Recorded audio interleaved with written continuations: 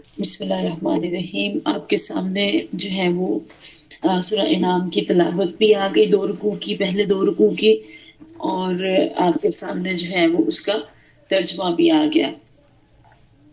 اب تک ہم جتنی صورتیں پڑھتے آئے ہیں وہ ساری کی ساری جو ہے وہ مدینہ منورہ میں نازل ہوئی تھی، جتنی صورتیں ہم نے پڑھی۔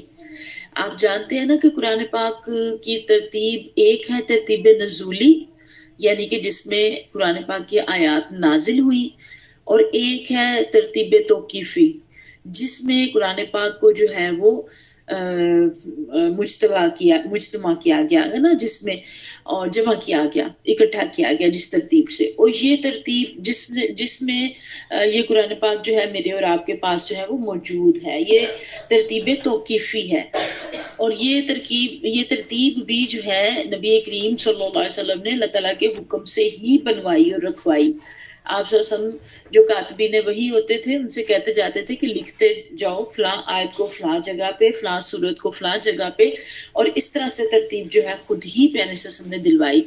تو یہ میرے اور آپ کے پاس جو قرآن ہے یہ ترتیب توقیفی ہے، ایک ہے ترتیب نزولی۔ تو ترتیب توقیفی میں ہم نے پڑھی جتنی بھی صورتیں وہ مدنی صورتیں تھیں، جبکہ ترتیب نزولی میں تو پہلے مکی صورتیں آتی ہیں کیونکہ وہ مکہ میں نازل ہوئی۔ اچھا، یہ مکی اور مدنی بھی جو مکہ میں نازل ہوئی ہیں وہ مکی صورتیں کہلاتی ہیں، اور جو مدینہ منورہ میں نازل ہوئی وہ مدنی صورتیں کہلاتی ہیں۔ اب یہاں سے آغاز سورہ انعام سے ہو رہا ہے مکی صورتوں کا۔ تو مکی صورتوں کے نزول کا جو زمانہ نزول سمجھنے کے لیے مولانا حمدالدین رحمۃ اللہ علیہ نے اس کو 4 حصوں میں تقسیم کر دیا ہے، مکہ کے 13 سالہ دور کو نا۔ تو اس میں ہمیں اگر ہم اس کو سمجھ لیتے ہیں، نوٹ ڈاؤن کر لیتے ہیں، تو اس میں ہمیں یہ آسانی رہے گی کہ صورتوں کا پس منظر سمجھنے میں کہ اس وقت مکہ کے یا مدینہ کے کون سے والے حالات تھے اور کن حالات میں یہ نازل ہوئی ہیں۔ جیسے اب ہم سیرت پڑھ رہے ہیں نا، سارے حالات اور واقعات ہمارے سامنے آ رہے ہیں، وہ والے حالات اور واقعات بھی ہمارے سامنے رہیں، پیش نظر رہیں، اور ساتھ ہم قرآن کو جوڑ کے پڑھیں تو پھر ہمیں اس کی بڑی اچھی طرح سے سمجھ آتی ہے۔ اب آپ دیکھتے ہیں کہ مکی صورتیں جو ہیں، مدنی صورتیں جو ہیں یہ تقریباً 24 ہے نا، کم و بیش۔ اور جو مدینہ منورہ کی مدنی صورتیں ہیں وہ یہ ہیں، اور جو مکہ کی ہیں وہ صورتیں جو ہے وہ زیادہ ہیں، 86 ہے غالباً۔ تو یہاں پہ جو ہے وہ ان صورتوں کا زمانہ نزول جو ہے وہ میں آپ کو نوٹ کروا دیتی ہوں، وہ آپ نوٹ کر لیجئے۔ پہلے ہم اس کا تھوڑا سا چھوٹا سا تعارف کر لیتے ہیں، پھر ہم اپنے اس کی طرف چلتے ہیں۔ سورہ انعام مکی صورت ہے، 165 اس کی آیات ہیں، اور 20 اس کے جو ہے وہ رکوع ہیں۔ اور اس کا جو مرکزی مضمون ہے کہ بنی اسماعیل میں ملت ابراہیمی اور عقیدہ توحید کے سچے وارث جو ہیں وہ بنی اسماعیل ہیں، قریش نہیں بلکہ محمد صلی اللہ علیہ وسلم ہے، یعنی کہ بنی اسماعیل سے پیارے نبی صلی اللہ علیہ وسلم چلتے آئے نا نسل سے۔ تو قریش جو ہے وہ جو شرک کر رہے ہیں، جو بتوں کو پوج رہے ہیں، وہ اصل وارث نہیں ہے۔ سچے وارث کون ہیں؟ محمد صلی اللہ علیہ وسلم۔ اور بنی اسماعیل سے مباحثہ اور مجادلہ کرتے ہوئے شرک کی مختلف قسموں پر تنقید کے بعد توحید کی قسمیں اور توحید کے تقاضے اس کے اندر جو ہے وہ بیان کر دیے گئے ہیں۔ اب یہ بھی آپ کو پتا ہے کہ مدنی صورتوں میں احکامات تھے زیادہ، کیونکہ نئی ریاست ایک ملی تھی، اس کو کیسے چلانا ہے، اس کا نظام، اس میں غزوات ہو رہے ہیں، جنگیں ہو رہی ہیں، ان کے قوانین، اس کے اندر معاملات ہو رہے ہیں، ہر طرح کے قوانین آ رہے ہیں کہ نظام کیسے چلانا ہے۔ اب مکی صورتیں ہیں، مکی صورتوں میں عقائد کی درستگی کے اوپر بات ہے، عقیدہ توحید، عقیدہ رسالت، عقیدہ آخرت، اور اس کے علاوہ بھی مضامین ہیں، لیکن زیادہ ان کے اوپر بھی بات جو ہے وہ کی گئی ہے۔ تو یہ آیات جو ہیں یہ دلوں کا زنگ اتارنے والی اور دلوں کو جگانے والی ہیں۔ اگر ہم ان کو جو ہے وہ فہم اور تدبر سے جو ہے وہ پڑھیں گے اور کوشش کریں گے تو یہ انشاءاللہ تعالی دلوں کے زنگ کو جو ہے وہ دور کرے گی۔ اب یہ جو سورہ انعام ہے، حضرت ابن عباس رضی اللہ عنہ کی روایت ہے کہ یہ پوری سورت مکہ میں بیک وقت نازل ہوئی۔ کوئی صورتیں پوری نازل نہیں ہوئی ہیں نا، کم صورتیں ہوئی ہیں پوری نازل۔ سب سے پہلے سورہ فاتحہ پوری مکمل نازل ہوئی، پھر سورہ کہف بھی ہم پڑھتے ہیں وہ بھی مکمل نازل ہوئی، یہ بھی سورت مکمل نازل ہوئی۔ اور پھر حضرت معاذ بن جبل کی چچا زاد بہن جو اسما بنت یزید رضی اللہ تعالیٰ عنہ کہتی ہیں انہا کہتی ہیں کہ جب یہ صورت نبی کریم صلی اللہ علیہ وسلم پر نازل ہو رہی تھی اس وقت آپ صلی اللہ علیہ وسلم اونٹنی پر سوار تھے، میں اس کی نکیل پکڑے ہوئی تھی اور بوجھ کے مارے اونٹنی کا یہ حال ہو رہا تھا، معلوم ہوتا تھا کہ اس کی ہڈیاں اب ٹوٹ جائیں گی۔ یہ بات ہم پہلے بھی کر چکے ہیں کہ وحی کے نزول کا ایک بہت بوجھ ہوتا تھا، فزیکلی بھی ہوتا تھا، مینٹلی بھی ہوتا تھا، کیونکہ جو ہے وہ اللہ کا کلام تھا اور اس کو پیغام کو آگے پہنچانے کا بھی بوجھ تھا، کیونکہ لوگ آگے سے جو ہے وہ اچھا رسپانس نہیں دے رہے تھے، اور جسمانی طور پہ بھی۔ اور آپ دیکھیں اس کا اندازہ آپ کو تب ہوتا ہے جب آپ خود کسی کو قرآن پڑھانا شروع کریں، آپ کو اندازہ ہوگا۔ پڑھنے کا بھی ایک ہوتا ہے، آپ لوگ پڑھ رہے ہیں نا، اسٹوڈنٹ ہے، پڑھنے کا بھی ایک بوجھ ہوتا ہے، بندے کو ایک فکر ہوتی ہے کہ میں نے پڑھنا ہے اور میں نے سیکھنا ہے اور مجھے آنا چاہیے اور میں نے ٹیسٹ دینا ہے، مجھے آ نہیں رہا، بہت ساری فکریں ہوتی ہیں۔ پڑھانے کی اس سے ڈبل فکریں ہوتی ہیں کہ ہم صحیح چیز پڑھائیں، ہم غلط لفظ نہ بول دیں، ہم غلط چیز نہ پڑھا دیں، کوئی کمی بیشی نہ ہو جائے، میں خود بھی عمل کرنے والی بنوں، پہلے سب سے پہلے میں اپنے لیے خود کو مخاطب کروں، میں پہلے اپنی چیزیں ساتھ ساتھ صحیح کروں، پھر میں ساتھ ساتھ پہنچاتی چلی جاؤں۔ تو بہت سارا یہ بوجھ ہوتا ہے، یہ تو ہمارے چھوٹے چھوٹے بوجھ ہیں، لیکن پیارے نبی کریم صلی اللہ علیہ وسلم کے اوپر تو بہت زیادہ۔ وہ کہتی ہیں یہ اونٹنے لگے کہ جیسے بیٹھ ہی جا رہی ہے۔ تو یہ اللہ تعالیٰ جانتے ہیں کہ وہ اس کا کتنا جو ہے وہ وزن تھا۔ اور دوسرا یہ کہ یہ جو صورت تھی نا، یہ اس کے ساتھ کہتے ہیں کہ پورے فرشتوں کا جو ہے وہ پورے کا پورا گروہ جو ہے وہ نازل ساتھ ہوا، اور 70,000 حدیث مبارکہ میں آتا ہے 70,000 فرشتے جو ہیں وہ نازل ہوئے اس صورت کے ساتھ۔ پہلے اور صورتوں کے بارے میں تو جبرائیل علیہ السلام پیغام لے کے آگے نا، تو یہ صورت بہت مبارک ہے، بلند پایا صورت ہے، پوری یکبارگی آئی اور 70,000 فرشتے تسبیح کرتے ہوئے نازل ہوئے۔ پیغمبر صلی اللہ علیہ وسلم نے فرمایا، جب آپ نے یہ بات بتائی تو آپ نے ساتھ فرمایا سبحان اللہ و بحمدہ سبحان اللہ العظیم۔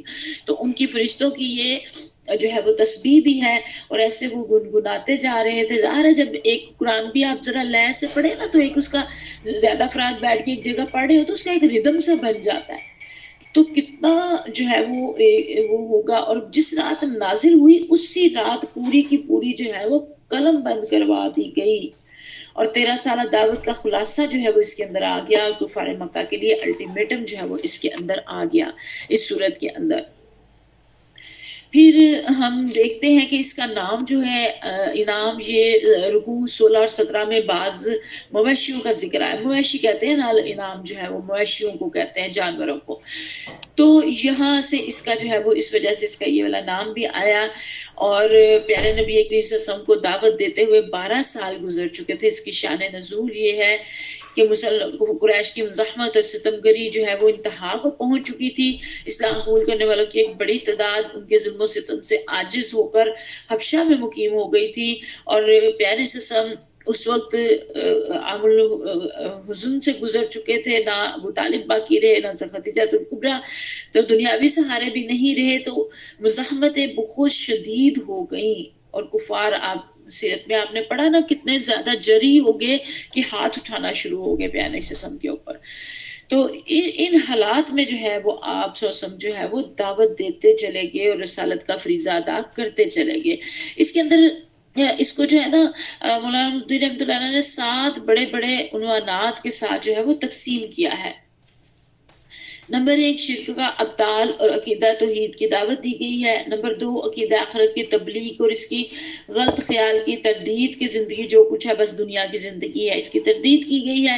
جاہلیت کے ان توہمات کی تردید جن میں لوگ مبتلا تھے، ان بڑے بڑے اصول اخلاق کی تلقین جن پر اسلام سوسائٹی کی تعمیر چاہتا تھا۔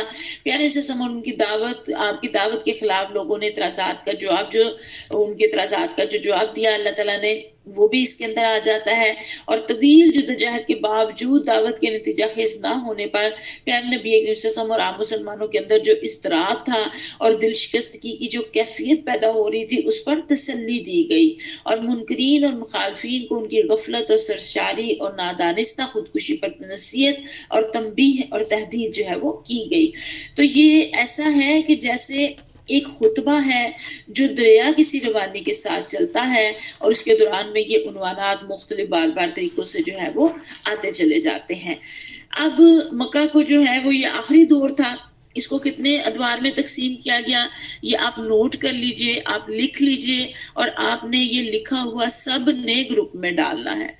ایک پیج پہ لکھیے، اپنی ڈائری کاپی پہ لکھیے، اور وہ اس پیج کی تصویر ڈال دیجیے گا۔ اگر کوئی میسج بنا کے ڈالنا چاہے تو موسٹ ویلکم ضرور ڈالے، کیونکہ دوسروں کے لیے بھی ایک جو ہے وہ نوٹس کی شکل میں ایک قیمتی چیز جو ہے وہ ہاتھ آئے گی، کیونکہ یہ اگر مجھے اور آپ کو یاد رہ گیا تو اب مکی صورتیں جتنی آگے آتی چلی جائیں گی ساری کی ساری سمجھنا بہت آسان ہو جائے گی۔ اب اس کے 4 بڑے بڑے ادوار ہیں۔ کون کون سے؟ پہلا دور کیا ہے؟ آغاز بعثت سے لے کر اعلان نبوت تک تقریباً 3 سال، جس میں دعوت خفیہ طریقے سے دی جاتی رہی، اہل مکہ کو پتہ نہ چل سکا۔ دوسرا دور اعلان نبوت سے لے کے ظلم و ستم اور فتنہ کے آغاز تک تقریباً جو ہے وہ 2 سال، جس میں پہلے مخالفت شروع ہوئی، پھر اس نے مزاحمت کی شکل اختیار کی، پھر استہزاء، اور پھر یہ ساری جتھا بندی اور یہ ساری چیزیں۔ یہ والا جو ہے وہ دوسرا دور تھا۔ اور پہلا دور 3 سال کا، دوسرا دور 2 سال کا، اور تیسرا جو دور ہے وہ آغاز فتنہ 5 نبوی سے لے کے حضرت خدیجہ رضی اللہ تعالیٰ عنہ کی وفات اور ابو طالب کی وفات جو ہے وہ 10 نبوی، یعنی کہ تقریباً 5 یا 6 سال بنتے ہیں۔ تو اس میں بھی مخالفت انتہائی شدت جو ہے وہ اختیار کر چکی تھی، لوگ ہجرت بھی کر چکے تھے۔ اور چوتھا دور جو ہے وہ 10 نبوی سے لے کے 13 نبوی تک تقریباً 3 سال کا۔ پیارے نبی کی صلی اللہ علیہ وسلم آپ کے ساتھیوں کے لیے انتہائی سختی اور مصیبت کا زمانہ تھا۔ مکہ میں آپ کی زندگی دوبر کر دی گئی، طائف گئے تو وہاں بھی پناہ نہ ملی۔ حج کے موقع پہ عرب کے ایک ایک قبیلے سے آپ اپیل کرتے کہ لوگ دعوت قبول کر لیں، لیکن ہر طرف سے جو ہے وہ آپ کو کورا جواب ہی ملتا رہا، اور ادھر اہل مکہ بار بار مشورے کرتے رہے کہ آپ کو نعوذ باللہ قتل کر دیں یا قید کر دیں یا بستی سے نکال دیں۔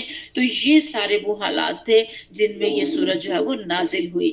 اب آپ اس کو لکھ لیجئے، نوٹ کر لیجئے۔ پہلا دور خفیہ دعوت کا 3 سال، دوسرا دور اعلان نبوت سے لے کے ظلم و ستم کے آغاز تک کا 2 سال کا، تیسرا جو ہے وہ فتنہ جب آغاز ہو گیا، شدت اختیار کر گیا، تو 5 نبی سے لے کے 10 نبی تک کا یہ 5 یا 6 سال کا دور بنتا ہے۔ اور چوتھا دور جو ہے وہ 10 نبی سے لے کے 13 تک، یعنی کہ 3 سال کا۔ یہ ادوار لکھ لیجئے، ان کو ذہن میں رکھیے، اس سے ہمیں آسانی ہو جائے گی آگے صورتوں کو اور ان کے حالات کو سمجھنے میں، کہ کون کون سے حالات میں کیا کیا اللہ تعالیٰ کی طرف سے جو ہے وہ پیغام آتا گیا۔ تو اس سے جو ہے وہ بہت زیادہ انشاءاللہ تعالیٰ آسانی ہو جائے گی۔ شروع اللہ کے نام سے جو بڑا مہربان نہایت رحم کرنے والا ہے۔ تعریف اللہ کے لیے جس نے زمین و آسمان بنائے، روشنیاں اور تاریکیاں پیدا کی، پھر بھی وہ لوگ جنہوں نے دعوت حق کو ماننے سے انکار کر دیا دوسروں کو اپنے رب کا ہمسر ٹھہرا رہے ہیں۔ وہی ہے جس نے تم کو مٹی سے پیدا کیا، پھر تمہارے لیے زندگی کی ایک مدت مقرر کر دی اور ایک دوسری مدت اور بھی جو اس کے ہاں طے شدہ ہے۔ اب یہاں پہ دیکھیں کہ آغاز ہی اللہ تعالیٰ کی حمد کے ساتھ ہو رہا ہے، اللہ تعالیٰ کی حمد و ثنا کے ساتھ، کہ جو تم باتیں بنا رہے ہو، جو تم اعتراضات کر رہے ہو، اور جو تم بات کو مان کے نہیں دے رہے ہو، تو یہ تم لوگوں کی ایک جو ہٹ درمی ہے، اور یہ ساری جو چیز ہے دین، جو اللہ تعالیٰ کی جو کبریائی ہے، اور اللہ تعالیٰ کی جو ربوبیت ہے، اور اللہ تعالیٰ کی جو حمد و ثنا ہے، وہ تو اس قابل ہے کیونکہ اس نے زمین و آسمان بنائے ہیں، اور روشنی اور تاریکیاں ساری چیزیں جو ہے وہ اس نے پیدا کی ہیں۔ اور یہ چیزیں اس لیے بتائی گئی کہ مشرکین عرب جو ہے وہ اس بات کو تسلیم کرتے تھے کہ زمین و آسمان کا خالق اللہ ہے، وہی دن نکالتا ہے، وہی رات لاتا ہے، آفتاب ماہتاب کو وجود بھی اسی نے بخشا ہے، یہ کسی بت نے کام نہیں کیے، لات یا حبل یا عزا یا کسی دیوی دیوتا نے، یہ والی باتیں وہ خود بھی مانتے تھے۔ تو اس لیے اللہ تعالیٰ نے آغاز ہی اس بات سے کیا کہ یہ بات تو تم بھی مانتے ہو، تو پھر اللہ کے ساتھ اوروں کو ہم سے کیوں ٹھہرا رہے ہو؟ اور پھر بتایا کہ تمہیں مٹی سے پیدا کیا، پھر تمہارے لیے ایک مدت طے شدہ ہے، آخرت کی بات جو ہے وہ ساتھ اس کے اندر کی گئی۔ ان ابتدائی آیات میں اللہ تعالیٰ اپنی توحید، قدرت اور ربوبیت کو دلائل کے ساتھ بیان فرماتے ہیں۔ کائنات کی ہر چیز اللہ کی وحدانیت پر گواہ ہے، مگر انسان کی بڑی تعداد غفلت، خواہشات اور روایات کے پیچھے چل کر شرک میں مبتلا ہو جاتی ہے۔ یہ آیات عقل سلیم کو جھنجھوڑتی ہیں کہ حقیقت واضح ہونے کے باوجود لوگ کیوں انکار کرتے ہیں۔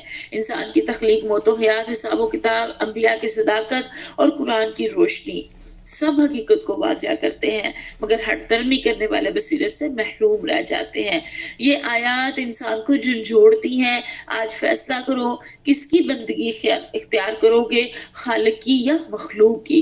ہم کہیں گے نہیں تو ہم تو اللہ کو مانتے ہیں، ہم تو خالق کو مانتے ہیں، ہم تو مخلوق کی تسبیح نہیں کرتے، نہ حمد کرتے ہیں، نہ بات نہ پیچھے چلتے ہیں۔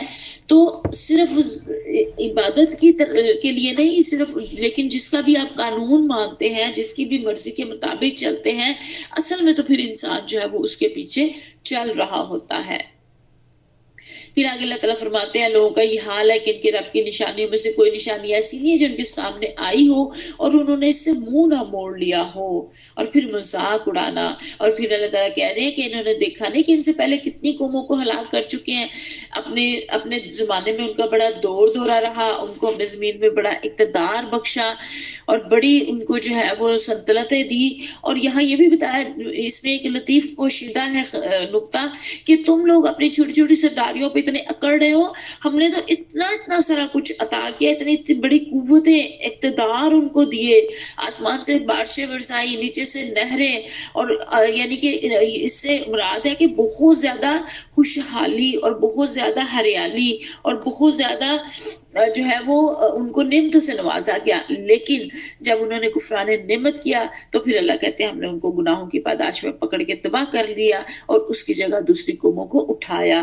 اس کو ہائی لائٹ کر لیجئے، یہ آیت نمبر جو ہے وہ 6 ہے۔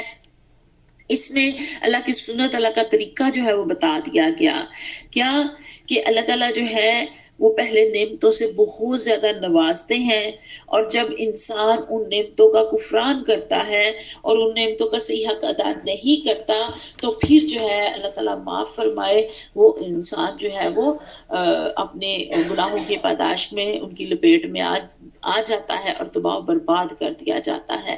اللہ نہ کرے کہ ہم ایسے ہوں کہ اللہ ہمیں ڈھیل دے رہا ہے اور ہم جو ہے وہ نادانی میں جو ہے وہ چلتے چلے جا رہے ہیں خرابی کی طرف۔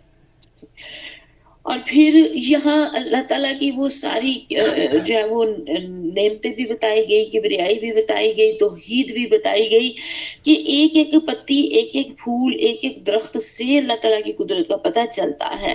حضرت علی کرم اللہ وجہہ سے کسی نے پوچھا کہ آپ نے اپنے پروردگار کو کیسے پہچانا؟ تو فرمایا شہتوت کے پتے سے۔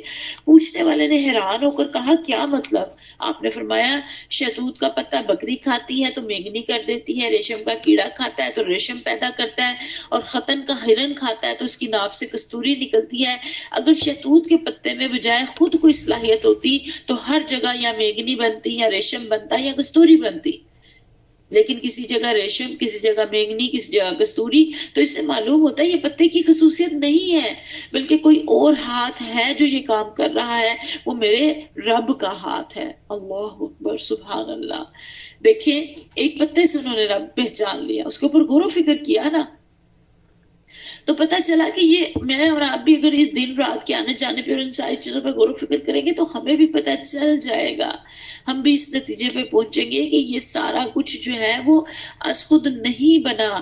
اب ایک دانہ گندم دیکھ لیں، کسان اس کو زمین میں دفن کرتا ہے، زمین کی قوت رائیدگی اس کو زمین سے باہر لاتی ہے، اسے پروان چڑھاتی ہے، آسمان سے پانی برستا ہے، اس کی زمین کی آبیاری کا سامان ہوتا ہے، سورج کی کرنیں سمندر سے پانی کے ڈول بھر بھر کر کھینچتی ہیں اور ابر کی چادریں بچھاتی ہیں، اور ہوا ان چادروں کو کھینچتے ہوئے کہاں سے کہاں لے جاتی ہے۔ موسموں کے تغیرات پودوں کو پکانے اور لہکانے میں اپنا فرائض انجام دیتے ہیں سارے، اور سورج اور چاند اپنی اپنی ڈیوٹی پہ لگے ہوئے ہیں۔ یہ سارے مل کر ایک دانہ گندم کی تیاری میں باوجود متضاد ہونے کے کس طرح ایک دوسرے کی مدد کر رہے ہیں، اور یہ ساری چیزیں مل کے یہ سب کچھ بنا رہی ہیں، جس کا اس کے اندر ہی آغاز ہی میں اس صورت کے یہ سارا جو ہے وہ بتا دیا گیا۔ پھر آگے اللہ تعالیٰ لوگوں کے اعتراضات کے جواب دیتے ہوئے کہتے ہیں کہ اے پیغمبر صلی اللہ علیہ وسلم، اگر ہم نے تمہارے اوپر کوئی کاغذ میں لکھی لکھائی کتاب بھی اتار دیتے اور لوگ اس کو ہاتھ سے چھو کر بھی دیکھ لیتے، تب بھی جنہوں نے انکار کرنا ہے نا تو انہوں نے انکار ہی کرنا تھا۔ اور پھر یہ بھی اعتراض کرتے تھے کہ کوئی فرشتہ کیوں نہ اتارا گیا، یعنی انہیں لگتا تھا کہ کوئی فرشتہ ساتھ ساتھ آئے جو ہمیں بتائے کہ یہ اللہ کا بھیجا ہوا نبی ہے، تو پھر ہم جو ہے وہ مان لیں اس کی بات، ورنہ ہم نہ مانیں۔ یہ بھی اعتراض تھا، جاہلانہ اعتراض ہے نا یہ بھی۔ اللہ نے تو نبی بنا کے بھیج دیے، نبی بھی بتا رہے ہیں، اپنی بات کر رہے ہیں تو ان کی بات مانی جائے۔ پھر کہتے ہیں اللہ کہتے ہیں کہ اگر ہم فرشتے کو بھی اتار دیتے تو وہ تب بھی اس نے انسانی شکل ہی میں آنا تھا، اور پھر یہ اسی طرح شبہ میں مبتلا ہو جاتے جس میں اب مبتلا ہے۔ یعنی کہ پھر بھی فرشتے بھی اگر آ جاتے تو پھر بھی انہوں نے مان کر نہیں دینا تھا۔ اللہ سے زیادہ کس کو پتا ہو سکتا ہے؟ دلوں کے حال تو رب سنا جانتا ہے، تو اللہ سے زیادہ کس کو پتا ہے کہ ان کے دلوں میں کیا چیز ہے اور یہ کیسے ڈھیٹ ہے۔ اب یہاں پہ پھر پیارے نبی صلی اللہ علیہ وسلم کو تسلی دی جا رہی ہے اس آیت نمبر 10 کے اندر، کیونکہ 10 اور 11 میں تو یہاں پہ 10 آیت کے اندر تو یہاں پہ یہ ہے کہ پیارے وسلم اور ان کے ساتھی، اب آپ دیکھیں یہ بالکل آخری مکہ کا دور ہے نا، تو اتنے سال ہو گیا محنت کرتے ہوئے، دعوت دیتے ہوئے، ان کی طرف سے دی گئی تکلیفوں کو سہتے ہوئے، لیکن وہ مان کر نہیں دے رہے، مذاق اڑاتے ہیں، طنز کرتے ہیں، تانے دیتے ہیں، مارتے ہیں، پیٹتے ہیں، ظلم کرتے ہیں۔ تو اللہ تعالیٰ تسلی دینے لگے، محمد صلی اللہ علیہ وسلم تم سے پہلے بھی بہت سے رسولوں کا مذاق اڑایا جا چکا ہے، مگر ان مذاق اڑانے والوں پر آخرکار وہی حقیقت مسلط ہو کر رہی جس کا وہ مذاق اڑاتے تھے۔ ان سے بہت ذرا زمین میں چل پھر کر دیکھو جھٹلانے والوں کا کیا انجام ہوا ہے۔ یہ ان کے دوسرے اعتراض کا جواب تھا کہ جو وہ جو ہے وہ کرتے تھے۔ اور یہاں کہا گیا کہ دوسری قوموں کے آثار قدیمہ ان کے تاریخی افسانے شہادت دیں گے کہ صداقت اور حقیقت سے منہ موڑنے اور باطل پرستی پر اصرار کرنے کی بدولت کس طرح یہ قومیں عبرتناک انجام سے دوچار ہوئیں۔ یہ جو کھنڈرات ملتے ہیں نا، اور یہ جو زمین میں دسے ہوئے شہر ملتے ہیں جن کو آثار قدیمہ والے کھود کے نکال لیتے ہیں نیچے سے، جس میں جا کے لوگ سیر سپاٹے کرتے ہیں اور ان کو دیکھتے ہیں، یہ اس لیے نہیں ہے، یہ تو اس لیے ہے کہ جو ہے وہ انسان عبرت پکڑے ان سے، کہ اللہ تعالیٰ نے ان کو کتنا کچھ دیا تھا اور یہ بھی کبھی زمین میں بستے تھے، تو اب ان کا کیا حال ہے۔ تو یہ اس لیے ہے یہ چیزیں۔ آپ دیکھیں نا کہ عذاب کی بستی سے جب گزرے مسلمان، تو پیارے نبی وسلم جنگ تبوک کے لیے جب جا رہے تھے تو راستے میں قوم صالحہ علیہ السلام کے کھنڈرات سے گزرے، تو کیا کہا پیارے وسلم نے؟ وہاں رکے نہیں نا، اور فرمایا دیکھو یہ کنواں ہے جس سے صالح علیہ السلام ٹوٹنی پانی پیتی تھی، لیکن مسلمانوں کو حکم دیا کہ جلدی سے یہاں سے گزرنے کی کوشش کرو، کیونکہ یہ ایک منحوس جگہ ہے، اور ساتھ ہی اللہ سے اس کی پناہ مانگو، یا اللہ ہمیں ایسی صورتحال میں کبھی مبتلا نہ کرنا ہم دنیا کے لیے عبرت بن کر رہ جائیں۔ فوراً وہاں سے گزرنے کے لیے کہا گیا کہ عبرت حاصل کی جائے جہاں پہ عذاب نازل ہوا۔ اسی طرح مینا کے پہلو میں بھی وہ جگہ ہے جہاں ابرہہ پر پرندوں کے ذریعے اللہ نے سنگباری کروائی تھی، جس کے نتیجے میں اس کی ہزاروں افراد اور مشتمل فوج تباہ ہو گئی تھی۔ تو وہاں پہ بھی حجاج کرام کو نبی کریم صلی اللہ علیہ وسلم نے ٹھہرنے سے منع فرمایا کہ یہ جگہ جائے عبرت ہے، جائے قیام نہیں ہے۔ لیکن افسوس ہم نے یہ سمجھ رکھا ہے کہ ہمارے اہل علم کی تحقیق اور ریسرچ کی جگہ ہیں، موجودہ ہڑپا جیسی جگہ ہمارے لیے سیر گاہیں اور دلچسپی کا مقام بن گئی ہیں، جبکہ یہاں پہ تو عبرت کا مقام ہے، اور آگے انسان کو غور و فکر کر کے آگے جو ہے وہ بڑھنا چاہیے۔ اور پھر یہاں پہ یہ بھی بات آتی ہے حدیث مبارکہ میں نبی کریم صلی اللہ علیہ وسلم نے فرمایا، جب اللہ تعالیٰ نے مخلوقات کو پیدا فرمایا تو ایک نوشتہ اپنے ذمہ وعدے کا تحریر فرمایا جو اللہ تعالیٰ ہی کے پاس ہے، اور جس کا مضمون یہ ہے، یعنی میری رحمت میرے غضب پر غالب رہے گی۔ اب یہاں پہ اللہ تعالیٰ نے پہلے کہا کہ ان سے پوچھو کہ آسمان و زمین میں جو کچھ ہے کس کا ہے، تو کہو سب کچھ اللہ کا ہے، اور اس کے بعد کہا کہ اس نے رحم و کرم کا شیوا اپنے اوپر لازم کر لیا ہے، وہ تمہاری نافرمانی اور سرکشیوں پہ جلدی سے نہیں پکڑ لیتا، قیامت کے روز تو سب کو جمع کرے گا، اور وہاں پہ پھر جو ہے وہ جو اپنے آپ کو جس نے خود نقصان میں خسارے میں مبتلا کیا، خطرے میں ڈالا، تو وہ خود ہی اس انجام سے دوچار ہوگا۔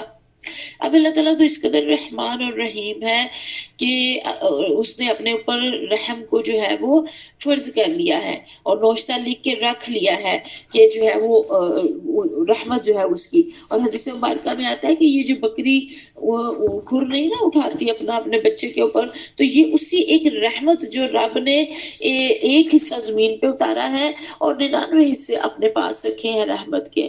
تو یہ اس رحمت ہی کی وجہ سے ہے کہ وہ بکری بھی اپنے بچے پہ جو ہے کھر نہیں اٹھاتی. یعنی کہ ماں باپ کے دلوں میں بھی جو رحمت اور محبت اللہ تعالیٰ نے ڈالی ہوئی ہے، یہ بھی وہی رحمت اور محبت ہے جو 1% اللہ تعالیٰ نے اوپر سے اتاری ہے، جس کی وجہ سے ماں باپ بھی اپنے بچوں کے اوپر بہت محبت اور شفقت کے ساتھ جو ہے وہ پیش آتے ہیں. اور کوئی بھی انسان کسی بھی انسان کا جو ہے وہ اچھے انداز میں اچھے طریقے سے جو ہے وہ اس کے ساتھ جو ہے وہ پیش آتا ہے.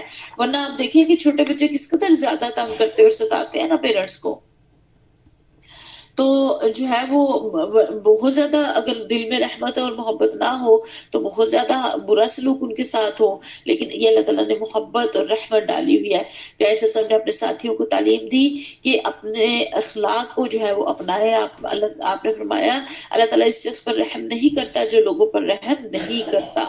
اور پھر حضرت ابو ہریرہ رضی اللہ تعالیٰ عنہ سے ایک روایت ہے کہ پیارے صاحب نے فرمایا رحمت صرف اس شخص سے چھین لی جاتی ہے جو شقی القلب ہو، یعنی کہ سخت دل کا ہو، اس سے رحمت جو ہے وہ چھین لی جاتی ہے.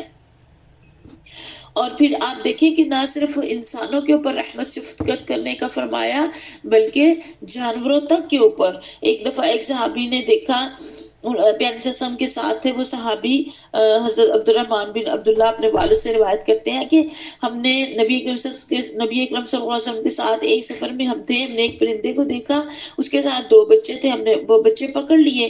ان پرندوں کی ماں آئی اور زمین پر بچھی جا رہی تھی. پیارے وسلم تشریف لائے. آپ نے فرمایا کس نے اس کے بچوں کی وجہ سے اس کو تکلیف دی ہے، اس کے بچوں کو لوٹا کر اس کو دے دو. اس کے بچے جو ہے وہ واپس دلوائے. ہمارے پیارے نبی کریم صلی اللہ علیہ وسلم رحمت للعالمین. تو ہم اس نبی کی، ان نبی کی صلی اللہ علیہ وسلم کی ہم امت ہے. تو میرا اور آپ کا رحم کا معاملہ کیا ہونا چاہیے، رحمت اور شفقت کا معاملہ جو ہے وہ کیا ہونا چاہیے. ہمارا رب کریم و رحیم، ہمارے نبی کریم صلی اللہ علیہ وسلم رحمت للعالمین، اور ہم ان کے ماننے والے. تو ہم اتنے سخت دل ہو گئے ہیں کہ ہم آپس میں مسلمانوں کی تکلیف کے اوپر ہمارے دل کو کوئی تکلیف ہی نہیں ہوتی. ہم کہتے ہیں ہمارے ساتھ تو نہیں نہ ہو رہا، ان کے ساتھ ہی ہو رہا ہے نا.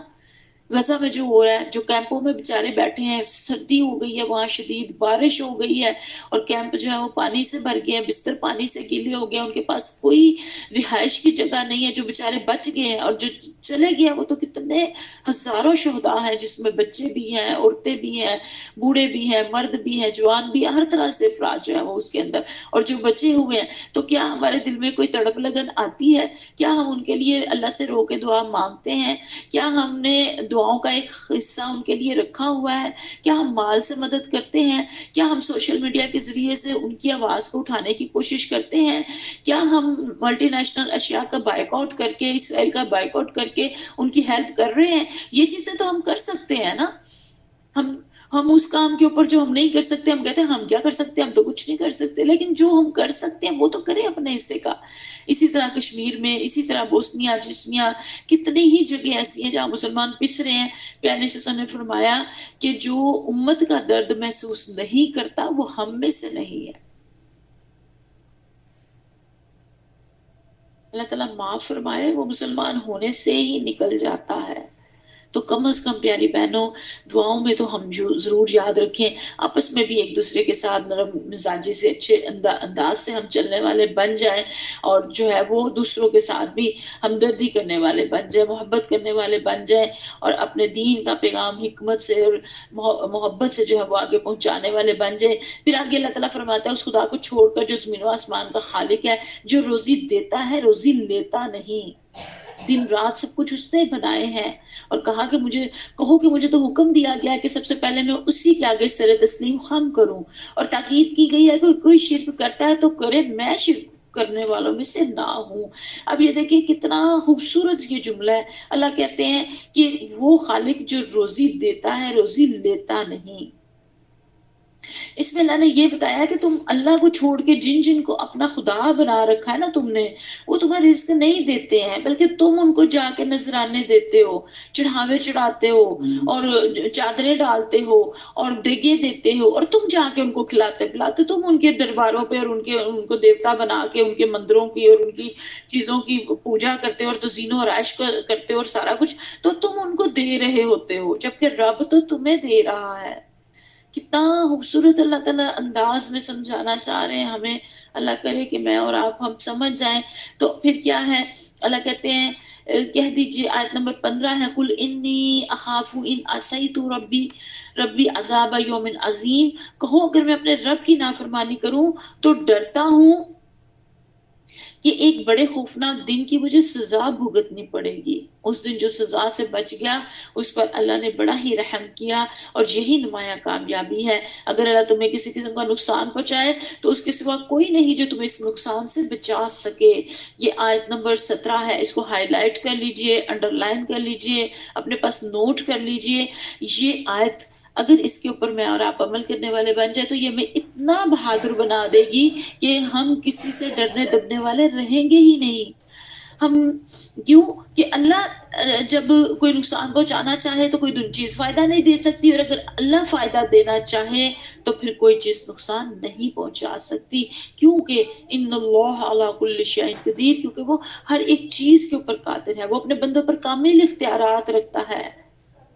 وَهُوَ الْقَاهِرُ فَوْقَ عِبَادِهِ وَهُوَ الْحَكِيمُ الْخَبِيرُ، وہ باخبر بھی ہے اور دانا بھی ہے۔ اب یہ دیکھیں کہ اللہ تعالیٰ نے اتنی خوبصورت یہاں پہ جو بات بتا دی، اور حدیث مبارکہ میں بھی یہ بات آ گئی۔ پیارے نبی کریم صلی اللہ علیہ وسلم جو ہے وہ سفر میں تھے، اور ایک صحابی حضرت معاذ بن جبل غالباً ان کے پیچھے سواری پہ سوار تھے، تو جو ہے وہ آپ صلی اللہ علیہ وسلم نے حضرت عبداللہ سے یہ حدیث مبارکہ روایت ہے، اور مجھے اپنے پیچھے رفیق بنا لیا۔ کچھ دیر بعد چلنے کے بعد مجھے پکارا تو میں نے کہا میں حاضر ہوں، کیا حکم ہے؟ آپ نے فرمایا تم اللہ کو یاد رکھو، اللہ تم کو یاد رکھے گا۔ تم اللہ کو یاد رکھو گے تو اس کو ہر حال میں اپنے سامنے پاؤ گے۔ تم امن، عافیت اور عیش و آرام کے وقت اللہ کو پہچانو گے تو تمہاری مصیبت کے وقت اللہ تعالیٰ تم کو پہچانے گا۔ اب مجھے ہاتھ کھڑا کر کے بتائیے کہ کون کون چاہتا ہے کہ اللہ تعالیٰ مشکل اور مصیبت میں جو ہے وہ اس کی مدد کرے؟ ہینڈ ریز کر کے بتائیے مجھے۔ جی تحسین کا ہاتھ جو ہے وہ کھڑا ہو گیا ہے، ٹھیک ہے۔ زاہدہ ہے، نفیس ہے، طاہرہ ہے، اور باقی نہیں چاہتے اللہ تعالیٰ مشکل وقت میں ہماری مدد کریں؟ جلدی سے کوئی موجی بھیج دیں، کوئی ہینڈ ریز کر دیں، جلدی جلدی، ٹائم شارٹ ہے ہمارے پاس۔ جی بالکل، ہم چاہتے ہیں کہ اللہ تعالیٰ جو ہے وہ مشکل میں ہماری مدد کرے۔ تو پھر یہاں کیا طریقہ بتا دیا گیا حدیث میں کہ پھر عیش اور آرام اور عافیت کے وقت میں زیادہ دعائیں مانگو، پھر اللہ تعالیٰ بھی مشکل میں بھی پہچانے گا۔ اس کے ساتھ ربط ضبط بڑھا کے تو رکھو، اس کے ساتھ اچھا سلوک، اس کے ساتھ اچھا تعلق تو بنا کے رکھو، تو وہ مدد کرے گا۔ اور پھر فرمایا، جب یہ بہت جامعہ حدیث مبارکہ ہے، یہ ایسے دل کو لگتی ہے، بہت جامعہ حدیث مبارکہ ہے۔ جب تم کو سوال کرنا ہو تو صرف اللہ سے کرو، مدد مانگنی ہو تو صرف اللہ سے مدد مانگو۔ جو کچھ دنیا میں ہونے والا ہے قلم تقدیر اس کو لکھ چکا۔ اگر ساری مخلوقات مل کر اس کی کوشش کریں کہ تم کو نفع پہنچائیں، ایسا نفع جو اللہ نے تمہارے اس میں نہیں لکھا تو وہ ہرگز ایسا نہیں کر سکیں گے۔ اور اگر سب مل کر اس کی کوشش کریں کہ تم کو ایسا نقصان پہنچا دیں جو تمہاری قسمت میں نہیں ہے تو ہرگز اس پر قدرت نہ پا سکیں گے۔ اگر تم کر سکتے ہو، یقین کے ساتھ اس پر عمل کرو تو ضرور ایسا کر لو۔ اور یہ میرا اور آپ کا ایمان ہے، مجھے اور آپ کو تذکیر کی ضرورت ہے۔ میں اور آپ مسلمان ہیں الحمدللہ، ہمیں صرف تذکیر، یاد دہانی کی ضرورت ہے کہ رب جو ہے، سنا رب جو ہے وہ جو فائدہ دینا چاہے وہ دے سکتا ہے، اور کوئی دنیا کا بندہ نقصان نہیں پہنچا سکتا۔ اللہ کی طرف سے نقصان آ جائے تو کوئی دنیا کا بندہ فائدہ نہیں دے سکتا۔ مولانا حمدودی رحمۃ اللہ علیہ کو جب پھانسی ختم نبوت کے اوپر لکھنے کے اوپر پھانسی کی سزا ہوئی نا، تو ان کو کہا کہ آپ معافی مانگ لیں، معذرت کر لیں تو آپ کو جو ہے وہ چھوڑ دیا جائے گا۔ تو انہوں نے کہا کہ یہ فیصلے دنیا زمین پہ نہیں ہوتے، آسمانوں پہ ہوتے ہیں، اور اگر تم مجھے مجھے لٹکانے والے اگر الٹا بھی لٹک جاؤ تو بھی جو ہے وہ مجھے کوئی نقصان نہیں پہنچا سکتے، یہ نہیں کر سکتے۔ تو یہ اتنا اتنا اتنا عقیدہ مضبوط ہی بندے کو دیتا ہے کہ انسان جو ہے وہ اس چیز کے اوپر مطمئن اور پرسکون ہو جاتا ہے کہ میرا سونا رب بھی میرے رب کی طرف سے ہے۔ اللہ نہ کرے میرے اور آپ کے اوپر کوئی مشکل آئے، اللہ نہ کرے ہمارے اوپر کوئی آزمائش آئے، ہم بہت گناہ گار ہیں، بہت کمزور ہیں، ہم نہیں برداشت کر سکتے، ہم نہیں سہ سکتے، لیکن اگر قدرت کی طرف سے آ جائے تو پھر یہ اس عقیدے کو مضبوط مجھے اور آپ کو رکھنا ہے کہ رب کا حکم ہے، رب کی طرف سے ایسا ہوا ہے۔ اور یہ میرے اور آپ کے لیے اتنا بڑا سہارا ہے کہ جو لوگ غیر مسلم ہیں وہ بیچارے پاگل ہو جاتے ہیں۔ آپ دیکھیں انگریزوں کی اکثریت میں زیادہ اکثریت پاگل ہے، اور زیادہ اکثریت ان کے اندر یہ جو ذہنی امراض ہیں، یہ زیادہ ان کے اندر بیماریاں ہیں، یہ وہاں سے ہی آئی ہیں۔ یہ بیماریوں کے نام آج جو آپ سنتے ہیں نا، یہ ہمارے ہاں دین سے دوری کی وجہ سے آ گئے، ورنہ ہمارے ہاں تو بندہ جو نہیں بھی کچھ کھانے کو ملتا تھا وہ بھی پرسکون ہوتا تھا۔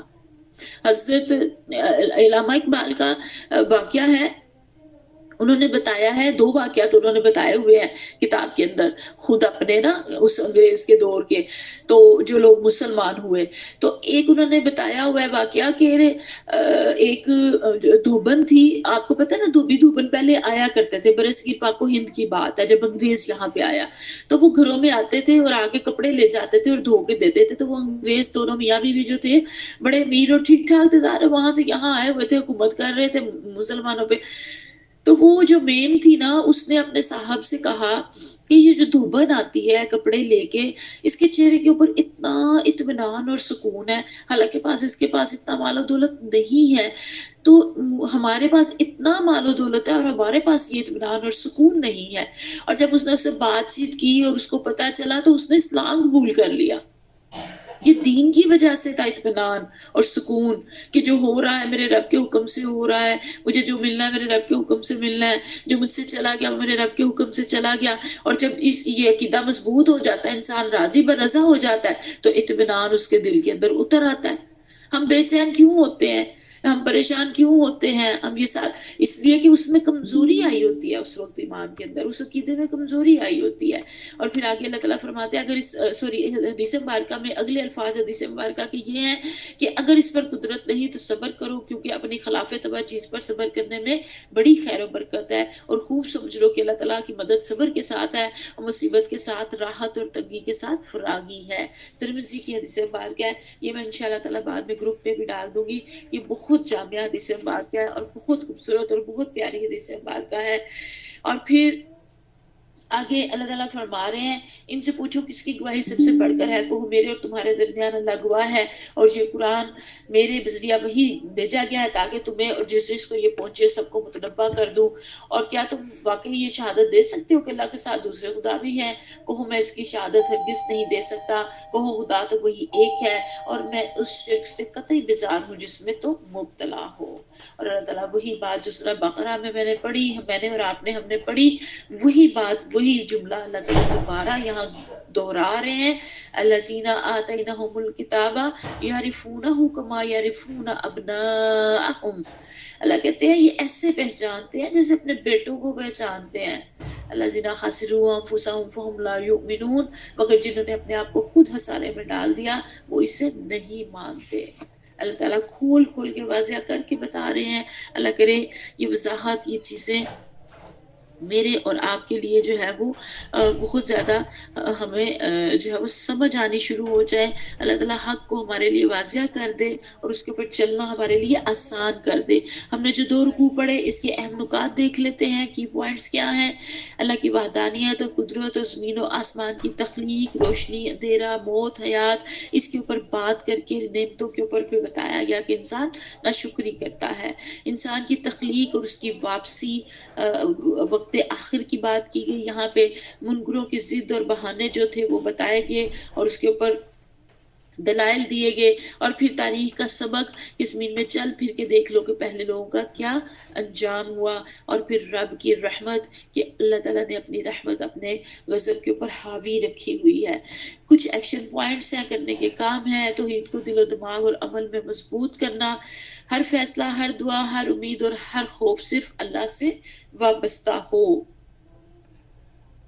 اور پھر بچنے کے کام ہیں، اوائڈیبل ایکشنز ہیں، کسی بھی شکل کے شرک سے مکمل اجتناب، عقیدے میں، عمل میں، دعا میں، مدد کے طلب کرنے میں، یا کسی کو اللہ کے ساتھ برابر سمجھنے میں، ہر چیز سے بچنے کی کوشش کرنا ہے۔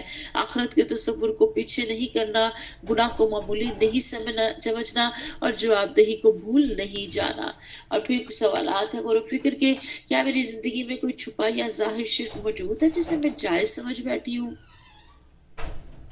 کیا میں قرآن کو حقیقی رہنمائی کا ذریعہ بناتی ہوں یا صرف تلاوت تک محدود ہوں؟ کیا میری انا اور ضد کبھی میری راہ میں حق کو قبول کرنے سے روکتی ہے؟ کیا میں اپنی مدت حیات، موت اور واپسی کے سفر کو یاد رکھ کر زندگی گزار رہی ہوں؟ کیا میں نرمی، حکمت اور اخلاص کے ساتھ دعوت حق دوسروں تک پہنچا رہی ہوں؟ یہ وہ سوالات ہیں جو میں نے اور آپ نے خود سے کرنے ہیں۔ اللہ تعالیٰ مجھے اور آپ کو بہت زیادہ عمل کی توفیق عطا فرمائے۔ ان سوالات کے جوابات انشاءاللہ تعالیٰ ہمارے لیے جنت کا راستہ آسان کریں گے، اور دنیا میں بھی ہمیں آسانی عطا فرمائیں گے۔